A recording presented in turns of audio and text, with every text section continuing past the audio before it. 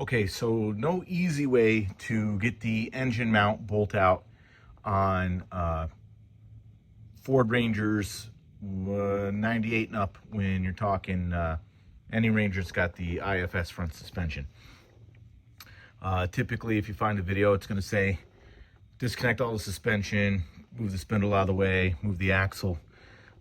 This is not easy, but it's easier than doing all that. What I found was you pull the 13mm bolt, this bolt here, and that bolt goes through, hopefully you can see it, maybe you can't, the eyelet there. Do you see where that little ear, the ear is on the axle tube? And when you pull that bolt out and then jack up the truck, you won't be able to completely drop the axle, but it'll drop a couple of inches. And that's where we're at right now. And that's just enough space for you to snake the socket and a short extension up in there onto that engine mount nut and get the engine mount removed.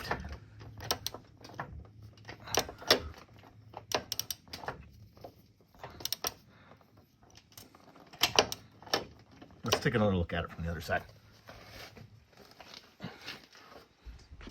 Okay, so like I said, it's that 13mm, see the hole there?